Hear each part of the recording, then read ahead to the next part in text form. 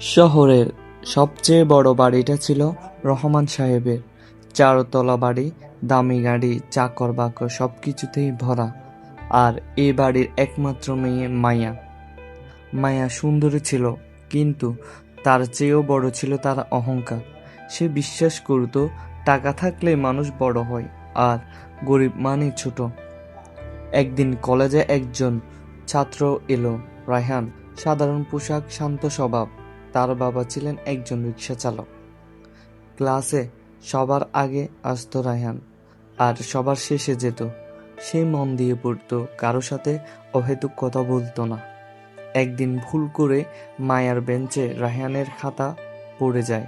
মায়া বিরক্ত হয়ে বলল, এইসব গরিবদের জিনিস আমার বেঞ্চে রাখো কেন? পুরো ক্লাস চুপ হয়ে গেল। রায়হান কিছু বলল না, শুধু চুপচাপ খাতাটা তুলে নিল।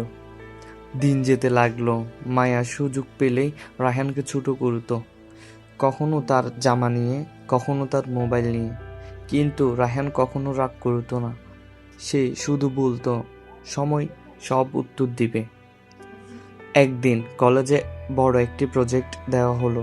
দল বেঁধে কাজ করতে হবে। দুর্ভাগ্যবশত মায়া আর রায়হান একই দলে পড়ল। মায়া খেপে গিয়ে বলল, আমি ওর সাথে কাজ করব না। শিক্ষক শান্ত গলায় বললেন, জীবনে সবাইকে সবার সাথে কাজ করতে হয়। কাজ শুরু হলো। মায়া কিছুই ঠিকভাবে বুঝতে পারছিল না, কিন্তু রায়হান নিঃশব্দে সব গুছিয়ে ফেলল। ডাটা প্রেজেন্টেশন সব। প্রথমবারের মতো মায়া অবাক হয়ে তাকালো। সে বুঝল, ছেলেটা গরিব হলেও বুদ্ধিতে কম না। প্রেজেন্টেশনের দিন পুরো ক্লাস হাততালি দিল। শিক্ষক বললেন, এই কাজের সবচেয়ে বড় অবদান রায়হানের।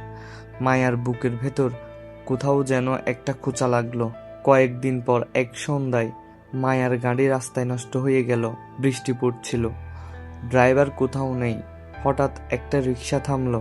রিক্সাওয়ালা রায়হানের বাবা। মায়া চিনতে পারেনি, রিক্সায় উঠে বসলো।